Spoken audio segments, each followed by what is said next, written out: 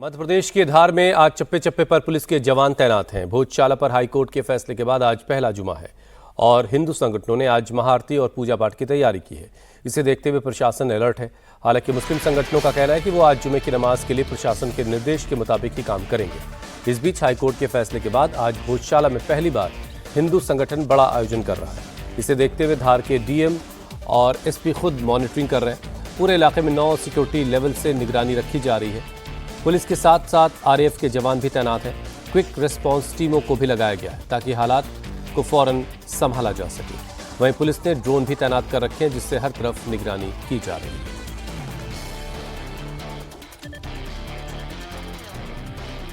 तो फैसले के बाद आज पहला जुमा पड़ रहा है और भोजशाला पर हाईकोर्ट के फैसले के बाद जुमा होने की वजह से आज पुलिस ज़्यादा अलर्ट है। हिंदू संगठनों ने आज महाआरती और पूजा पाठ की तैयारी की है।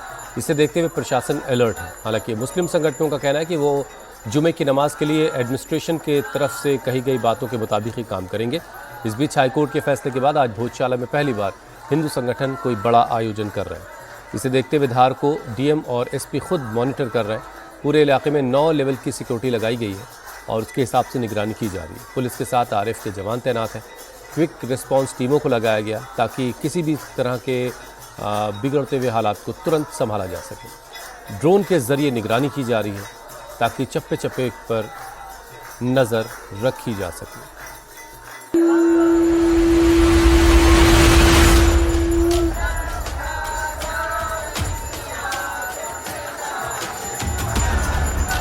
एक जुमे अगर हमें हमारी कुर्बानी देना पड़ती है तो हम वो देने को तैयार हैं।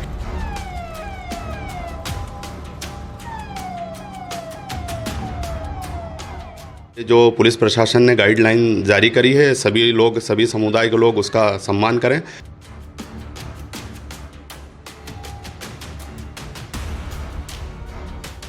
नमाज तो हम यहाँ पर पिछले 700 सालों से पढ़ते आए हैं और पढ़ते रहेंगे।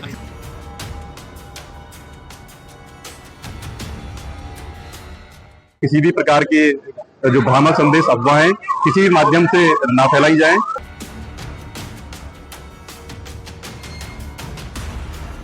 अपने अपने मोहल्लों में विरोध स्वरूप अपने अपने दुकानों पर ये दर्शाएंगे कि हम लोग इस मुद्दे को लेकर के हाई कोर्ट के फैसले से कितने नाराज हैं।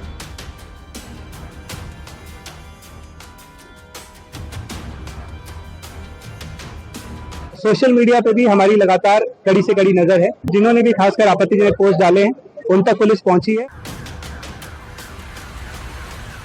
धार जिले का हर सेंसिटिव हिस्सा छावनी में तब्दील हो चुका है। धार शहर के चप्पे चप्पे पर सुरक्षा बल तैनात हैं। कहीं पुलिस के जवान मुस्तैद हैं तो कहीं रैपिड एक्शन फोर्स की टुकड़ियां पैनी नजर रख रही हैं। लगभग 1000 का बल है जो शहर में लगाया गया है। इसमें QRF, STF और RAF है। फ्लैग मार्च एरिया डोमिनेशन किया गया है। कोई भी किसी प्रकार का उपद्रव मचाने की कोशिश करता है उस पर कड़ी से कड़ी कार्रवाई की जाएगी। क्विक रिस्पांस टीम किसी भी स्थिति में फौरन मौके पर पहुंचकर हालात को संभालने के लिए तैयार है। ये सारी तैयारी इसलिए हो रही है क्योंकि आज जुमा है।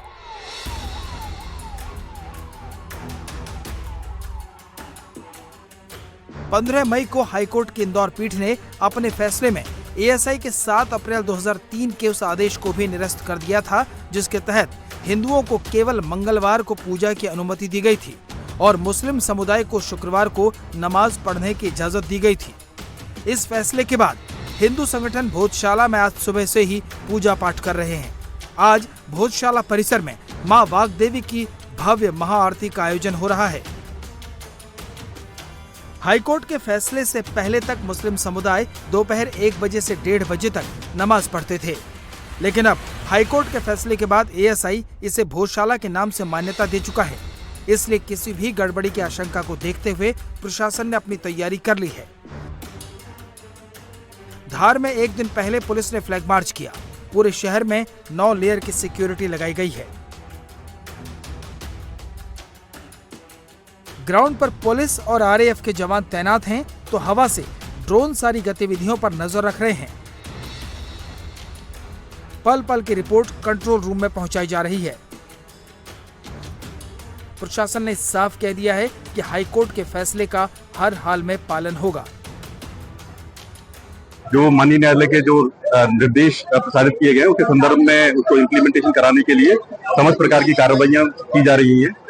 आज जो फ्लैग मार्च निकाला गया है वो सभी को जो यहाँ के रहवासी हैं उनको उसके माध्यम से अपील की गई है कि वो जिले में शांति व्यवस्था बनाए रखने के लिए हमारा सहयोग करें और उसके माध्यम से कड़ा संदेश भी दिया गया है कि किसी भी प्रकार के जो भ्रामक संदेश अफवाहें किसी भी माध्यम से ना फैलाई जाएं और इस पर जिला प्रशासन की कड़ी नजर है और ऐसे व्यक्तियों को चिन्हांकित किया जा रहा है, उन पर जो है कड़ी कार्रवाई की जाएगी। नगर में ऐसे स्थान भी चिन्हांकित किए गए हैं जिनमें की पर्याप्त मात्रा में पुलिस बल एग्जीक्यूटिव मजिस्ट्रेट तैनात किए जाएंगे पूरे जिले में शांति व्यवस्था कायम करने के लिए और माननीय उच्च न्यायालय के निर्देशों को पालन कराने के लिए हर संभव और प्रयास किए जाएंगे। हम लोगों ने ये आह्वान किया है कि कोई भी उन आदेशों और निर्देशों का तोड़ने का प्रयास ना करे, क्योंकि जो भी इस प्रकार से सोचता है उसके खिलाफ हम कड़ी से कड़ी, कठोर से कठोर कार्रवाई करेंगे। इसको लेकर जो सुरक्षा व्यवस्था लगाई गई है वो लगभग 9 लेयर्स के आसपास में है। आंतरिक व्यवस्था है, बाहरी व्यवस्था है, इसके अलावा फिक्स पॉइंट है, खासकर जो मिश्रित आबादी के क्षेत्र हैं, धार्मिक स्थल है, धार्मिक क्षेत्र है, पेट्रोलिंग व्यवस्था है, वाहनों से है, बाइक से है, हाई राइज है, सर्विलांस है, खासकर सीसीटीवी और ड्रोन के माध्यम से, और सोशल मीडिया पे भी हमारी लगातार कड़ी से कड़ी नजर है। और पिछले 48 घंटों में जिन्होंने भी खासकर आपत्तिजनक पोस्ट डाले हैं उन तक पुलिस पहुंची है, उनके प्रतिबंधक कार्रवाई की है और आने वाले समय में खासकर अब क्योंकि क्रिटिकल टाइम चालू हो गया तो उन पे हम और कड़ी और कठोर कार्रवाई करेंगे। 721 साल बाद ये पहला मौका होगा जब भोजशाला में जुमे की नमाज नहीं पढ़ी जाएगी। हाईकोर्ट के फैसले के बाद ये पहला जुमा है। शहर में किसी भी तरह का तनाव न हो, इसलिए मुस्लिम समाज के वरिष्ठ लोग भी अपील कर रहे हैं कि जो प्रशासन का निर्देश होगा उसका पालन किया जाएगा। माननीय हाईकोर्ट का जो निर्णय आया था, जैसा हमने पहले भी कहा था कि कोर्ट का बिल्कुल सम्मान है और उसी तरह उसके जो निर्णय दिया है उसको लेकर जो भी विरोधाभासी होगा उसको लेकर हम लोग, हमारा समाज के लोग सुप्रीम कोर्ट गए हैं। आज SLP भी दायर हो गई है और हमारे वरिष्ठ वकील श्री सलमान खुर्शीद साहब ने भी कहा है कि यकीनन हमारा केस बहुत मजबूत है और हमको पूरी तरह उम्मीद है कि सुप्रीम कोर्ट से हमको न्याय मिलेगा और जब सुप्रीम कोर्ट से न्याय मिलेगा या स्टे होगा तो उसके बाद मुसलमान जैसी इज़्ज़त के साथ, सम्मान के साथ आप सभी लोगों के सहयोग से जैसे नमाज़ पढ़ता है वैसे नमाज़ पढ़ेगा। मैं बस यही कहूँगा कि जो पुलिस प्रशासन ने गाइडलाइन जारी करी है सभी लोग, सभी समुदाय के लोग उसका सम्मान करें और शहर के अंदर अमन, चैन, सुकून, शांति और पीस का माहौल पूरे बनाए रखें, क्योंकि शहर अपना है, यहाँ के लोग अपने हैं और कानूनी बातें हैं वो चलती रहेंगी। यकीनन हमें उम्मीद है कि सुप्रीम कोर्ट से न्याय मिलेगा, शहर में अमन, चैन, सुकून बरकरार रहे। भोजशाला पर हाईकोर्ट के फैसले के खिलाफ मुस्लिम संगठन सुप्रीम कोर्ट का रुख कर चुका है। मुस्लिम पक्ष के याचिकाकर्ता काजी मोइनुद्दीन ने सुप्रीम कोर्ट में विशेष अनुमति याचिका यानी SLP दाखिल की है। मुस्लिम पक्ष का तर्क है कि हाईकोर्ट के आदेश से उनके अधिकार प्रभावित हो रहे हैं। याचिका में सर्वोच्च न्यायालय से इस मामले में दखल देने की मांग की गई है। कांग्रेस के वरिष्ठ नेता और जाने माने वकील सलमान खुर्शीद इस मामले में मुस्लिम पक्ष के वकील हैं। उन्होंने सुप्रीम कोर्ट में SLP गुरुवार को दाखिल की है। इस मामले पर कोर्ट सुनवाई के बाद ही निर्देश जारी करेगा, लेकिन आज जुमा है। मुस्लिम याचिकाकर्ता का कहना है कि वो एक जुमे की कुर्बानी देने को तैयार हैं।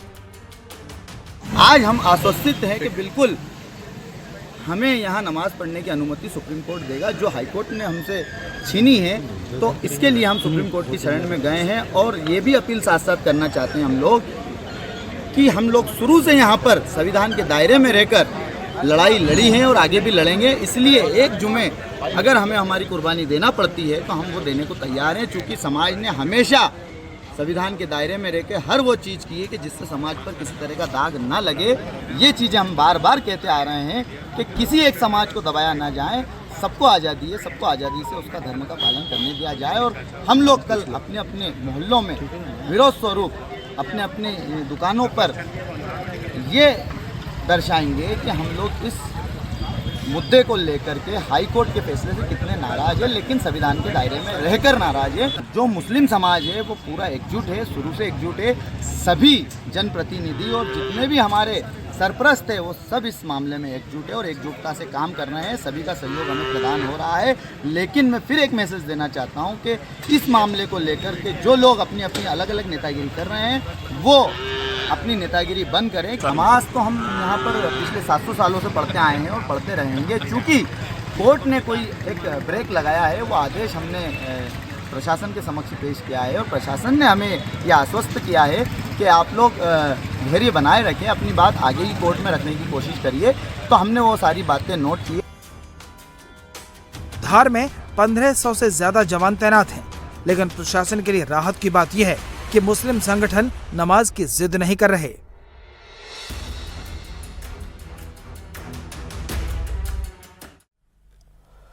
यूपी में इस वक्त भीषण बिजली कटौती से लोग परेशान हैं। हालात ऐसे हैं कि बेतहाशा बिजली कटौती के विरोध में अब लोग सड़कों पर उतरने को मजबूर हो गए। राजधानी लखनऊ के अलग अलग इलाकों में भारी कटौती की वजह से लोगों का गुस्सा फूटा। लोगों ने रास्ते बंद कर विरोध प्रदर्शन किया। वहीं मुजफ्फरनगर में भी बिजली कटौती से लोग परेशान हैं। यूपी में जारी बिजली संकट के सीएम योगी आदित्यनाथ ने अफसरों को अलर्ट रहने और लोगों की समस्याओं को तुरंत निपटाने के लिए कहा। वहीं लखनऊ के सरोजनी नगर से विधायक राजेश्वर सिंह ने ऊर्जा मंत्री ए.के. शर्मा को खत लिखकर यूपी में सिंगापुर और अमेरिकी मॉडल लागू करने के लिए कहा।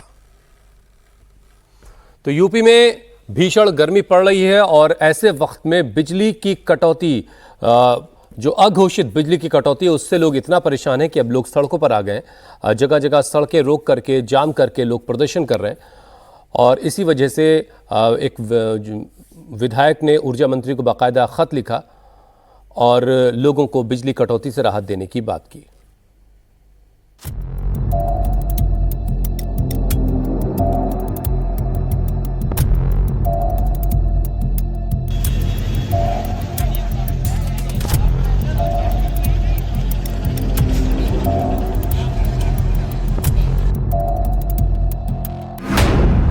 यूपी में बिजली संकट से मचा हाहाकार।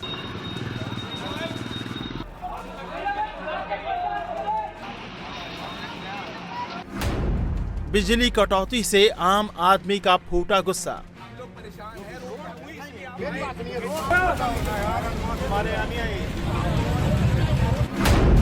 भीषण गर्मी में आम आदमी का छूटा पसीना।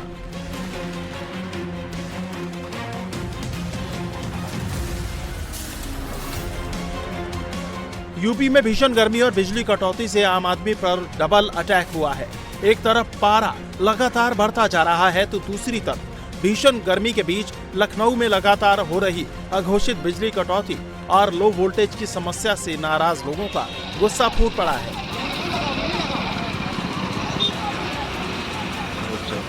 राजधानी के कई इलाकों में गुस्साए लोगों ने सड़कों पर उतरकर जाम लगाया और रात के समय कई बिजली सब स्टेशनों और पावर हाउस का घेराव कर जमकर प्रदर्शन किया। लखनऊ के दुबग्गा इलाके में बिजली कटौती के विरोध में लोगों ने रास्ते को जाम कर दिया। गुस्साए लोगों ने रास्ते पर सीढ़ी लगाकर पूरे रास्ते को बंद कर दिया, जिसकी वजह से कई किलोमीटर लंबा जाम लग गया। लखनऊ के आसपास के इलाकों में भी भारी बिजली कटौती से लोगों का गुस्सा फूट पड़ा है। लखनऊ के फैजुल्लागंज, दुबग्गा, आलमनगर, राजाजीपुरम, नादरगंज, केसरी खेड़ा इलाके में जबरदस्त बिजली कटौती हो रही है। लखनऊ में जारी भीषण बिजली कटौती को लेकर सरोजनी नगर विधायक डॉक्टर राजेश्वर सिंह ने ऊर्जा मंत्री ए.के. शर्मा को इसे लेकर एक चिट्ठी लिखी है, जिसमें उन्होंने राज्य की बिजली व्यवस्था को सुधारने के लिए सिंगापुर और अमेरिका मॉडल अपनाने की सलाह दी है। लखनऊ समेत अनेक इलाकों में भीषण गर्मी में बिजली का काट आ जाना गंभीर चिंता की बात है। बार बार बिजली बाधित होना, low voltage, transformer overload, fuel failure जैसी शिकायतों के समाधान में देरी की वजह से आम जनता में बहुत ही असंतोष है। गर्मी के मौसम में ये समस्या सिर्फ इस साल की ही नहीं है, पिछले साल भी ऐसी ही परेशानी देखने को मिली थी। लोगों ने शिकायतें की थी। पिछले साल और इस साल की शिकायतों को ध्यान में रखते हुए बिजली संकट का हल किया जाना बहुत जरूरी है। खासकर मेरे विधानसभा सरोजनी नगर में बिजली की समस्या बहुत ज्यादा हो रही है। लगातार लंबे समय तक बिजली न आने और लो वोल्टेज समेत अनेक शिकायतें मिल रही हैं, जिससे आम जनता बहुत ही परेशान है। लखनऊ जैसे हालात मुजफ्फरनगर में भी हैं। यहाँ अलग अलग इलाकों में बिजली कटौती से परेशान कई कॉलोनी के लोगों ने पानीपत खटीमा राजमार्ग पर विष्णु विहार सुरेंद्र नगर बिजली घर के सामने सड़क जाम कर प्रदर्शन किया। लोगों की शिकायत है कि शहर में अघोषित कटौती हो रही है, जिसकी वजह से लोगों को बहुत परेशानी हो रही है। यूपी में जारी बिजली संकट को लेकर आम आदमी के साथ साथ माननीय भी परेशान है। इस भीषण गर्मी ने उनका सियासी पारा बढ़ा दिया है। सबसे ज्यादा डी बिजली घर की जो है, क्या आप लोग जानबूझकर ऐसा करते हैं क्या? 8-8 घंटे 4-4 6-6 घंटे लोगों को बिजली नहीं दे पा रहे हैं। इतना कटौती तो नहीं प्रदेश सरकार ने बोला हुआ है कहीं करने के लिए। क्या आप लोग योगी जी की सरकार को एकदम बदनाम करने पे तुले हुए हैं क्या जानबूझ करके? या आप लोकल विधायक को वहाँ पे बदनाम करना चाहते हैं कि बिजली नहीं दे पा रहे? इतना कैसे कटौती हो रही, हमको इतना तो नहीं समझ में आ रहा कि इतना प्रदेश सरकार ने कहीं कमी कर रखी है। रोस्टर तो चलो मान लिया रोस्टर है, बिना रोस्टर वाली कटौती आप लोग ऐसी कर रहे हैं। मुझे लग रहा है जानबूझ के आप लोग सरकार को बदनाम करना चाहते हैं। आप लोग रोस्टर के हिसाब से बिजली नहीं दे रहे हैं, अघोषित रोस्टर अलग से काट रहे हैं। जब भी बैठक होगी आप बता देंगे कि हम तो 18 घंटे गांव बिजली दे रहे हैं रूरल में। कहीं पर तो ये स्थिति है बघौला वगैरह में कि आ रही है, हर 15 मिनट बाद फिर चली जा रही है, 1.5 घंटे बाद आती है, फिर 15 मिनट बाद फिर चली जाती है। रायबरेली में बिजली कटौती से परेशान बीजेपी विधायक लखनऊ तक पहुंच गए। रायबरेली की सलोन विधानसभा से विधायक अशोक कुमार कोरी मध्यांचल विद्युत वितरण निगम लिमिटेड की एमडी रिया केजरीवाल से मुलाकात कर रायबरेली में बिजली संकट खत्म करने की मांग की। भीषण गर्मी की वजह से यूपी में बिजली की मांग अचानक बढ़ गई है। यूपी में आज 28,939 मेगावाट बिजली की मांग है, जो 21 मई को 27,280 मेगावाट से 1659 मेगावाट ज्यादा है। तापमान 44 डिग्री के पार होने से अचानक यूपी में बिजली की मांग बढ़ गई है। इससे निपटने के लिए सीएम योगी भी एक्शन में है। सीएम योगी ने आदेश दिया कि जिला प्रशासन, स्वास्थ्य विभाग, बिजली विभाग और राहत एजेंसियां अलर्ट मोड में रहें। किसी भी तरह की लापरवाही न बरती जाए। अस्पतालों, पेयजल व्यवस्था और बिजली आपूर्ति की लगातार निगरानी की जाए। गर्मी में अधिक परेशानी बिजली कटौती और पानी की कमी से होती है। सभी डीएम अपने जिलों में नियमित समीक्षा करें और समस्याओं का तत्काल समाधान कराएं। यूपी सरकार बिजली संकट से निपटने के लिए तमाम कोशिशें कर रही है, लेकिन डिमांड और सप्लाई में बड़ा अंतर होने की वजह से बिजली की कटौती हो रही है और लोग परेशान हैं। मुंबई के बांद्रा पूर्व के गरीब नगर इलाके में बुधवार को डिमोलिशन के दौरान हुई पत्थरबाजी के बाद अब सोशल मीडिया के जरिए भीड़ को भड़काने वाले लोगों के खिलाफ भी पुलिस का एक्शन हो रहा है। पुलिस ने अब तक 16 लोगों को गिरफ्तार किया है। इनमें से कोर्ट ने 15 आरोपियों को 26 मई तक पुलिस कस्टडी में भेज दिया है। एक को बाल सुधार गृह भेजा गया, जबकि गुरुवार को इस मामले में 2 और लोगों को हिरासत में लिया गया। हिरासत में लिए गए 2 लोगों में से एक सद्दाम अंसारी है। सद्दाम पर आरोप है कि उसने हिंसा के दौरान पत्थर फेंककर पुलिस अधिकारियों पर हमला किया था। बुधवार को हुई झड़प के बाद आज जुमे की नमाज है। इसे लेकर भी 1200 पुलिस के जवानों को तैनात किया गया है। आरपीएफ के 250 जवान, जीआरपी के 200, मुंबई पुलिस के 500 जवान तैनात हैं और रेलवे के 250 कर्मचारी भी इसमें लगाए गए। गरीब नगर में पश्चिम रेलवे के जरिए चलाए जा रहे डेमोलिशन ड्राइव तेजी से चल रही। गुरुवार शाम 5 बजे तक 90% स्ट्रक्चर हटा दिया गया। इस दौरान बांद्रा टर्मिनल के पास 2 से 3 धार्मिक स्ट्रक्चर, जिसमें मंदिर और मजार भी शामिल है, उनको भी हटाया गया। गरीब नगर में अवैध कब्जों को JCB machine operator gas cutter की मदद से हटाया जा रहा। मशीन के अलावा मैनुअल काम भी हो रहा है। ये कार्रवाई कोर्ट के आदेश के तहत हो रही। लोगों को किसी प्रकार की दिक्कत का सामना न करना पड़े, इसके लिए उन्हें पहले से घर खाली करने के लिए कहा गया था। अब तक कुल 500 निर्माणों में से लगभग 480 घरों और दूसरी तरह के स्ट्रक्चर्स को हटाया जा चुका है। जो बांद्रा पूर्व में जो कार्रवाई चल रही है उसमें अतिक्रमण निकालने का कार्य चल रहा है। अतिक्रमण निकालते समय कुछ लोगों ने पत्थरबाजी की, पुलिस पर पत्थर फेंके, इसलिए पुलिस ने उनके ऊपर लाठीचार्ज किया, उनको कंट्रोल में लाया। उसके बाद जो पत्थर फेंकने वाले थे उनको अरेस्ट किया है। मुंबई में बड़े पैमाने पे इलीगल झोपड़ियाँ लोगों ने बनाई है, इलीगल ये बनाई है। सोमैया का घर कैसा बना मुझे मालूम नहीं, लेकिन बड़ी बड़ी बिल्डिंगें, स्काई स्क्रैपर्स भी वहाँ ओसी यानी ऑक्यूपेशन की सर्टिफिकेट मिले बिना बहुत सारे लोग रहते हैं। वो बड़े बड़े लोग भी उसमें रहते हैं। तो ऐसा है कि इलीगल बातें करने की एक आदत बढ़ गई है, इसकी वजह से होता है। दूसरा ऐसा है, वो जो झोपड़ी तोड़ी वो गरीब नगर उसको बोलते हैं। ऐसे मार्शी लैंड में बिल्कुल जहाँ कीचड़ था वहाँ उन्होंने घर बनाए। अभी कुछ लोगों ने उसमें 1 माला 2 माला बना के पैसा कमाते हैं, उनके बारे में मेरा कुछ कहना नहीं। लेकिन जो गरीब लोग हैं, काम धंधा करते हैं, कुछ न कुछ करके जीते, अपने बच्चों को पालन पोषण करते हैं, उनको शिक्षा देते हैं, उनको अल्टरनेटिव ये दो, घर दे दो। कि इंसानियत मर चुकी है। अरे भाई, अगर वहाँ पे आप उनके स्टेटमेंट देखिए, जो लोग हैं जो बोल रहे हैं मीडिया को कि हम यहाँ पे 40-50 साल से रह रहे हैं, हमारे पास दस्तावेज है, सब कुछ हमारे पास है, वो सबको भी मद्देनजर नहीं रखा आप लोगों ने। करते ठीक है, अगर सरकार को लगता है इलीगल अतिक्रमण इतने साल से इलीगल कर रहे थे, तो ये भ्रष्ट बीएमसी के जो कर्मचारी लोग हैं जिन्होंने इलीगल अतिक्रमण करने दिया, उनके खिलाफ क्या कार्रवाई किया आपने? जो लाखों रुपया बना के आज भी बैठे हुए हैं, क्या उनके घरों के ऊपर आपने बुलडोजर चलाया? क्या उनके भी घर पे आप चलाएंगे? उनके भी उखाड़ो ना फिर। अरे आप ये देश के नागरिक हैं, सरकार का एक दायित्व बनता है कि ठीक है, आपने उड़ा दिया, माड़ा के पास इतनी सारी जमीनें पड़ी है, कहीं तो उनको रखो। कहाँ जाएंगे वो? अब आ रहा है मौसम विभाग की तरफ से कि बारिश होने वाली है। बरसात में ये भीगते बिलखते ये बच्चे, ये मजलूम औरतें, ये बूढ़े कहाँ जाएंगे? सब बताओ मेरे को, है कोई सरकार के पास इसका जवाब? अरे दिल्ली यूनिवर्सिटी के हॉस्टल फॉर वुमेन की छात्राओं ने गुरुवार रात हॉस्टल प्रशासन के खिलाफ धरना प्रदर्शन दिया। छात्राओं का आरोप है कि उन्हें जबरन हॉस्टल खाली करने के लिए उन पर दबाव बनाया जा रहा है और ज्यादा से पैसे मांगे जा रहे हैं, जिसे लेकर छात्राओं ने देर रात धरना दिया। अखिल भारतीय छात्र संघ की तरफ से जारी बयान में कहा गया कि हॉस्टल के 2 ब्लॉक के कुछ हिस्सों में पानी की आपूर्ति बंद कर दी गई है और रीडिंग रूम्स से कुर्सियां हटा ली गई हैं, जिससे तैयारियों पर असर पड़ा है।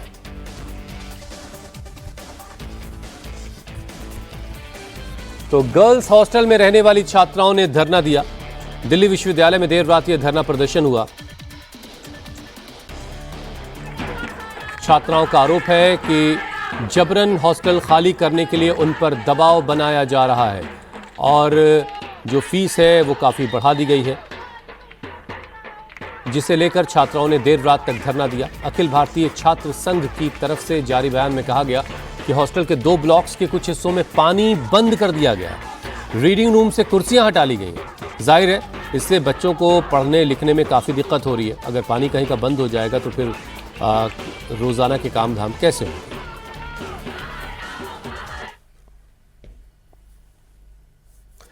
कभी अभिषेक बनर्जी के बेहद करीबी रहे जहांगीर खान की मुश्किलें और बढ़ सकती हैं।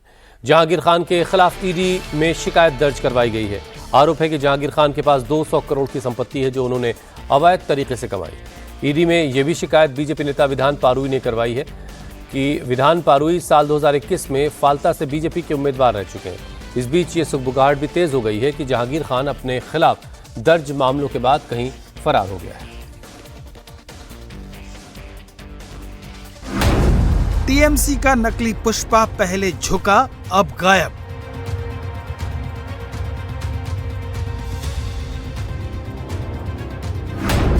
प्रचार से नदारद, दफ्तर में ताला, वोटिंग से दूर।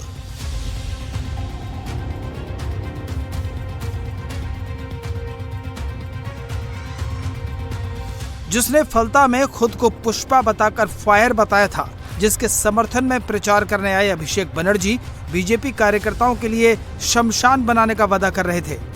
टीएमसी का वो जहांगीर खान अब गायब है। 4 दिन पहले चुनाव के मैदान से भागा, फिर वोटिंग के दिन गायब, और अब इसी जहांगीर खान को नई मुसीबत का सामना करना पड़ सकता है।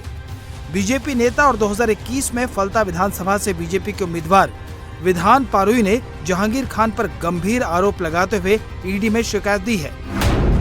जहांगीर खान पर पैसे की उगाही और मारपीट के आरोप हैं। दोबारा वोटिंग से पहले जहांगीर पर कई आपराधिक मामले दर्ज हो चुके हैं। कलकत्ता हाईकोर्ट से जहांगीर खान को गिरफ्तारी पर रोक की राहत मिली है। सिविल ठेकेदारों ने जहांगीर खान पर वर्क ऑर्डर के बदले 10% तक कट मनी वसूलने का आरोप लगाया था। जहांगीर खान के पास 200 करोड़ की संपत्ति का दावा करते हुए ईडी से शिकायत की गई है। इसलिए अब जहांगीर खान के खिलाफ जांच में ईडी की एंट्री हो सकती है। आपने क्या आरोप दर्ज करवाया है ईडी में? क्योंकि उनको खिलाफ बहुत सारी मनी लॉन्ड्रिंग का बहुत कंप्लेन आया था और बहुत सारी जमीन खरीद ले लिया। करोड़ रुपया का मालिक हो गए। जो उनका जो रोजगार है उनके साथ तालजुल नहीं है। तो इसलिए 2022 साल में एक कंप्लेन हुआ था डीएम के पास, 200 करोड़ का घोटाला का उनको खिलाफ एक कंप्लेन था। तब डीएम साहब साउथ 24 परगना का एसपी को ऑर्डर दिया था इन्वेस्टिगेशन के लिए। कोई इन्वेस्टिगेशन नहीं है। उस ऑर्डर का कॉपी न्यूज़पेपर में पब्लिश भी हुआ था। तब सब पेपर्स इकट्ठा करके मैंने फिर भी दूसरा बार पूछताछ किया, एप्लीकेशन किया जो क्या हुआ, क्या हाल है उस इन्वेस्टिगेशन का। डायमंड हार्बर पुलिस जिला का एसपी कोई जवाब नहीं दिया। तब वही ऑर्डर कॉपी और जो मैं बोला है कंप्लेन किया है सब इकट्ठा करके मैं chief justice Calcutta high court में अपील किया है। अपील करने के बाद उन्होंने जवाब दिया है, राय दिया है, क्योंकि सुप्रीम कोर्ट का एक वर्डिक्ट था जो उत्तर प्रदेश में जो डायरेक्ट कोर्ट एसपी और आईसी को एफआईआर करने का निर्देश नहीं दे पाएंगे। तब उन्हें महामान्य हाई कोर्ट मेरे एक आदेश दिया है, लिबर्टी दिया है, जो आप प्रॉपर चैनल में इस पेपर लेकर कंप्लेन करो। मुसीबत की इस घड़ी में टीएमसी के नेता भी जहांगीर खान का साथ छोड़ चुके हैं। गुरुवार को वोटिंग के दिन खुद जहांगीर वोट डालने तक नहीं आया। जहांगीर की पत्नी बूथ पर जरूर दिखी, लेकिन उन्होंने तो मानो होठ से लिए। বাড়িতে আছেন? জাহাঙ্গীরদা বাড়িতে আছেন? উনি কি ভোট দিতে আসবেন? দাদা তো পার্টি পদ নিজেকে উল্টো করলো, আপনি ভোট দিলেন? এইটুকু বলুন, আপনি ভোট দিলেন?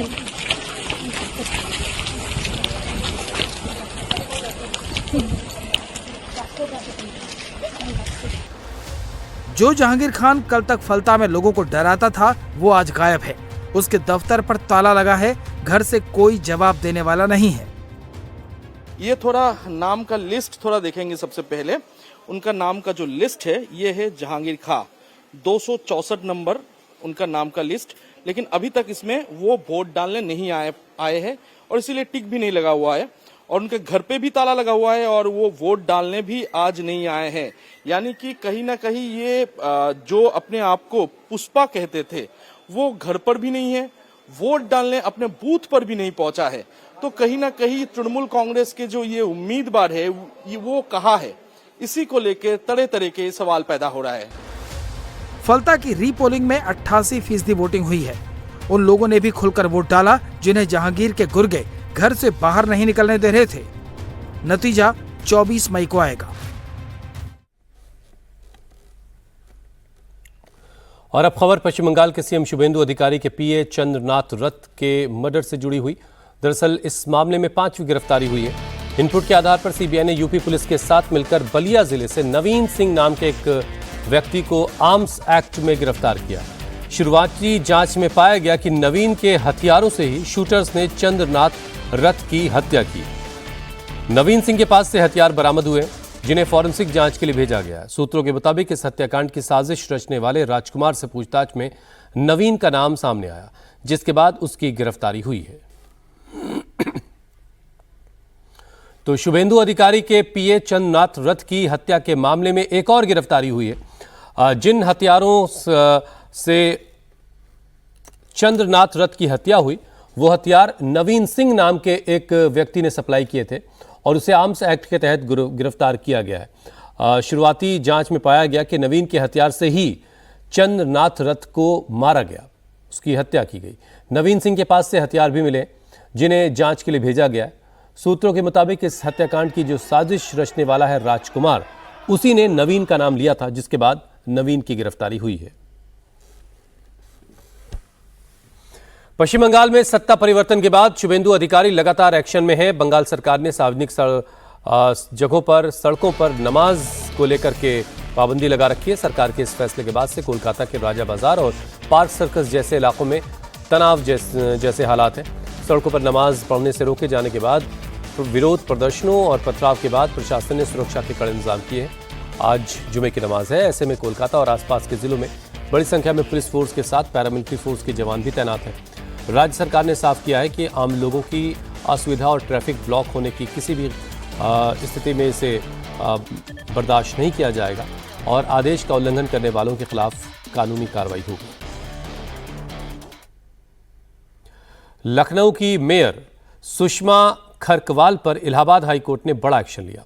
हाईकोर्ट ने मेयर सुषमा की प्रशासनिक और फाइनेंशियल पावर तब तक के लिए अपने पास ले ली है जब तक वो पार्षद ललित किशोर तिवारी को शपथ नहीं दिलवा देती। हाईकोर्ट की लखनऊ बेंच ने फैजुल्लागंज इलाके के वार्ड नंबर 73 से जुड़े एक मामले में ये निर्देश दिया। इस मामले में चुनाव ट्रिब्यूनल ललित तिवारी को पार्षद घोषित कर चुका है, लेकिन उन्हें 5 महीने बाद भी अब तक शपथ नहीं दिलाई गई। हाईकोर्ट ने आदेश दिया कि जब तक ट्रिब्यूनल नवनिर्वाचित घोषित पार्षद को शपथ नहीं दिलाई जाती तब तक मेयर की वित्तीय और प्रशासनिक शक्तियां निलंबित रहेंगी। हाईकोर्ट के इस फैसले के बाद समाजवादी पार्टी के चीफ अखिलेश यादव ने भी मेयर पर हमला बोला। अखिलेश ने सोशल मीडिया पोस्ट में लिखा है कि महापौर का सदा महादौर नहीं रहता।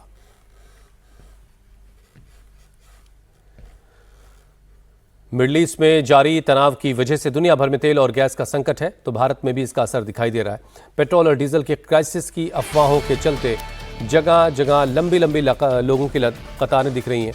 पिछले 2-3 दिनों से लगातार पेट्रोल पंप पर लोगों की भारी भीड़ है।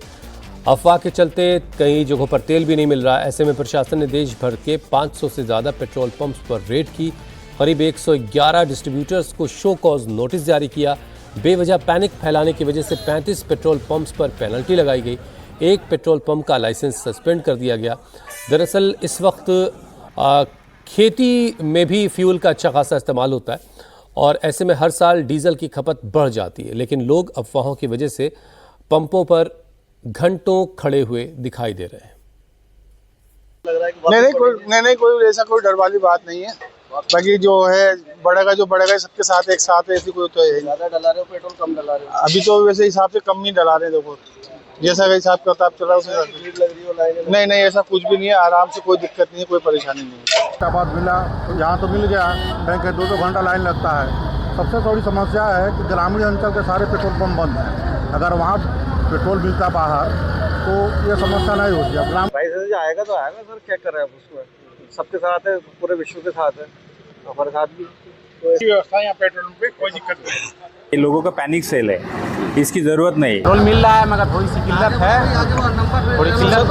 हाँ मिल रहा है। 4 पेट्रोल पंप घूमकर आया हूँ तो हर पेट्रोल पंप पे गर्दी दिख रही है, भीड़ ही दिख रही है और ऐसे घूमने में ही डीजल खत्म हो रहा है और खेत में लगा के अगर आ गया तो इधर कैंट में दिक्कत हो रहा है ज्यादा। कहीं पे पेट्रोल मिल रहा है, कहीं पे पेट्रोल नहीं मिल रहा है।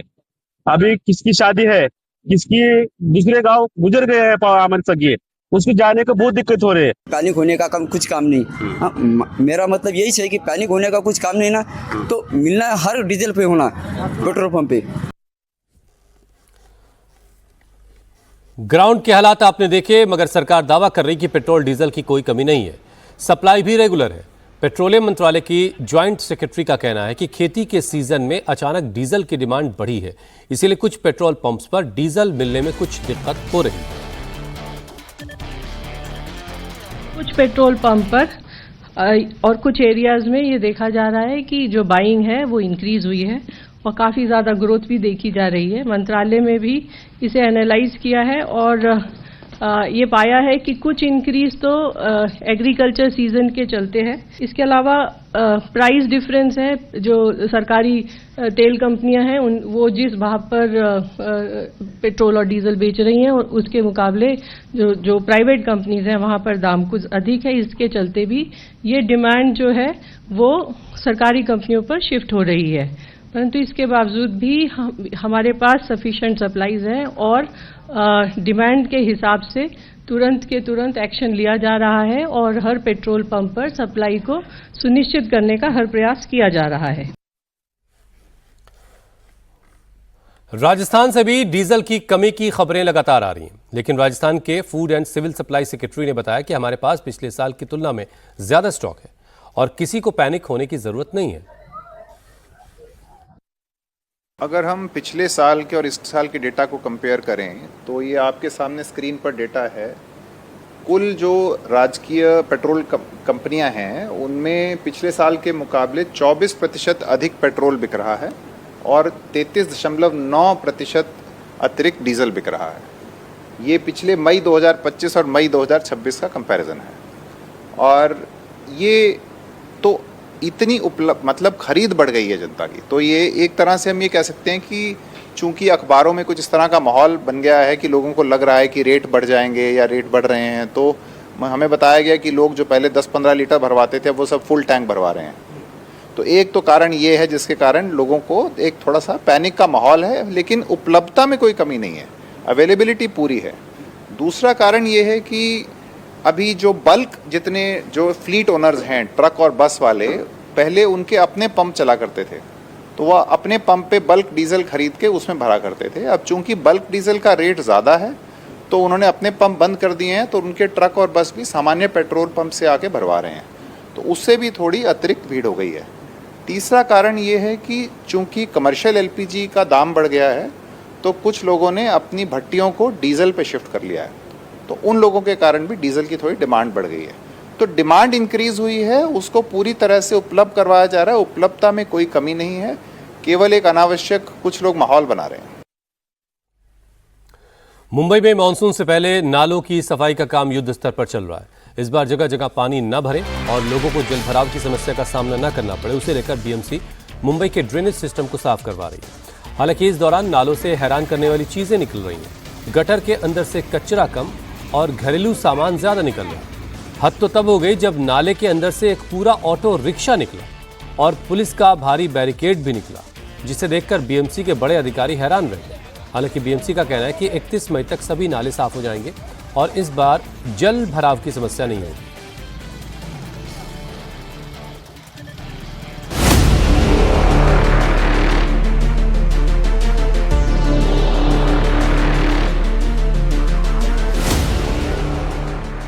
नाले से ऑटो रिक्शा निकला, फ्रिज निकला, कूलर निकला, सोफा निकला और तमाम ऐसी चीजें निकली जिसे देखकर हर कोई दंग है।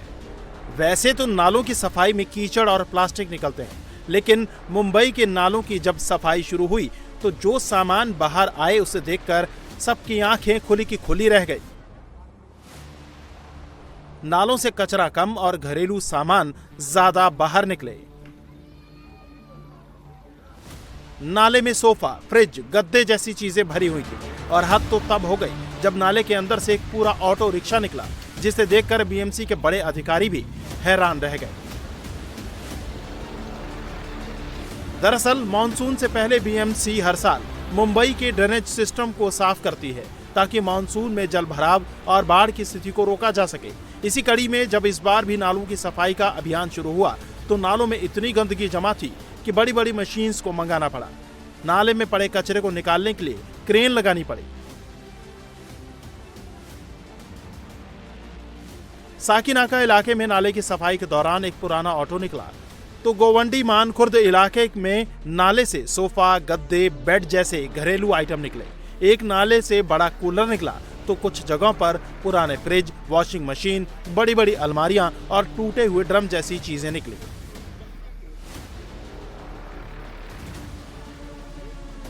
इतना ही नहीं, बीएमसी ने जो कचरा इकट्ठा करने के लिए कंटेनर शहर में रखे हैं, उनमें से कुछ कंटेनर भी लोगों ने नाले में फेंक दिए थे, जिसकी वजह से मुंबई का ड्रेनेज सिस्टम पूरी तरह से चौक था।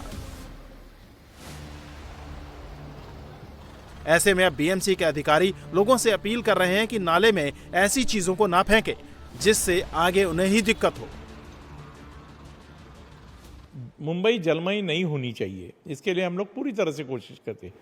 लेकिन 2 दिन पूर्व मैंने जब ये रेलवे कलवर्ट की विजिट की तो उसमें तो सोफा डाला हुआ था। अगर कई सोफा, कई रिक्शा, कई गद्दी, कई कुछ अगर ऐसे लोग डालते रहेंगे तो पानी का जो प्रवाह है, नाला का जो प्रवाह है, वो पूरी तरह से थम जाएगा और आखिर उसकी तकलीफ लोगों की होगी। तो हमारा ये अपील है लोगों से कि नाला अगर हम साफ सफाई के लिए हम लोग मेहनत कर रहे हैं तो आप भी हमको सहकार कीजिए और नाले में ऐसे चीज मत डालिए कि उसका प्रवाह खंडित हो जाए। मुंबई के नालों की सफाई पर हर साल सैकड़ों करोड़ रुपए खर्च होते हैं, फिर भी हर साल बारिश के दौरान मुंबई के तमाम इलाकों में बाढ़ जैसे हालात देखने को मिलते हैं।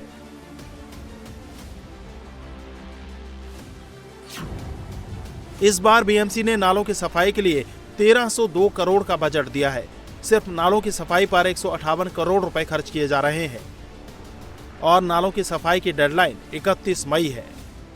कि लोगों ने खुद एक डिसिप्लिन खुद को डाल लेनी चाहिए, क्योंकि मुंबई हमारी सबकी है और उस मुंबई के नाले का प्रवाह जब भी खंडित होता है और मुंबई जलमय होती है, तभी जलमय होने वाला भाग ये देखता नहीं है, वो किसी भी के घरों में जाता है, प्रॉपर्टी में जाता है। तो मेरी ये अपील है कि कार्रवाई की नौबत क्यों आए, सीसीटीवी रहेगा, निगरानी रहेगी, लेकिन फिर भी अगर मुंबईकर खुद को अगर डिसिप्लिन डालेंगे, एक अनुशासन से काम करेंगे, तो मुझे ऐसा लगता है कि वो ज़्यादा बेहतर होगा। अभी तक बड़े नालों की सफाई का 82% काम पूरा कर लिया गया है। 87% छोटे नाले साफ कर लिए गए हैं। मीठी नदी से जुड़े नालों की सफाई का काम 54% हो चुका है। बीएमसी अधिकारियों का कहना है कि नालों में ऐसे कबाड़ होने से सफाई में ज्यादा खर्चा होता है और वक्त भी लगता है, इसलिए लोगों को सहयोग करना होगा। पूरे मुंबई में बारिश के टाइम जो नाला, बड़े बड़े नाले हैं, उसमें बाढ़ आती है। हाई टाइड होने के बाद पूरा मुंबई पानी पानी हो जाती है। उसके बारे में बहुत से काम हुए भी हैं, लेकिन नाले के बाजू में रहने वाले लोगों ने सिविक सेंस रखना चाहिए। गरीब हो या अमीर हो, उनको ये पता चलना चाहिए कि वो सोफा सेट, रिक्शा या बाकी भी चीज़ों डालना वो सही जगह नहीं है। उसकी ये करने के बाद आपको ही तकलीफ बढ़ती है। बीएमसी फुल एक्शन में है। प्लानिंग है कि इस बार मुंबई में बाढ़ जैसी स्थिति ना बने। ऐसे में बीएमसी अब नालों में कचरा फेंकने वालों के खिलाफ कार्रवाई और तेज करेगी। अगली खबर का रुख करते हैं। बड़ी खबर अहमदाबाद से, जहां पिछले दिनों निकोल इलाके के ज्वेलरी शोरूम से 1 करोड़ 66 लाख के गहने की चोरी के मामले में पुलिस को कामयाबी मिली। पुलिस ने आरोपी सेल्स गर्ल के साथ उसके प्रेमी को गिरफ्तार किया है। इस मामले में ज्वेलरी शोरूम में काम करने वाली हर्षिदा शेट्टी मुख्य आरोपी है, जबकि उसके प्रेमी मयूर माली इस साजिश में उसका साथी बताया जा रहा है। 11 मई को हर्षिदा शेट्टी की शोरूम से गहने चोरी करते हुए सीसीटीवी सामने आया था। आरोपियों ने पुलिस को बताया कि हर्षिदा और मयूर नई जिंदगी शुरू करना चाहते थे, इसीलिए हर्षिदा ने इतनी बड़ी चोरी को अंजाम दिया। गहने चुराने के बाद हर्षिदा और मयूर अहमदाबाद से बुलेट से निकले और उदयपुर, जयपुर, दिल्ली और ऋषिकेश तक छिपते रहे, लेकिन आखिरकार दोनों पुलिस के हत्थे चढ़ गए। हैरानी की बात यह है कि हर्षिदा और मयूर दोनों शादीशुदा हैं।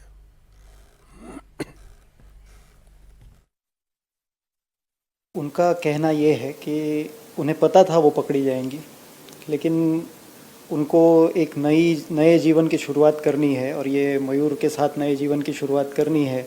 इस आइडिया ने इतना ज़्यादा ब्लाइंड कर दिया था, इतना ज़्यादा अंध कर दिया था कि वो रिस्क्स भूलकर वो चोरी कर चली गई वहाँ से।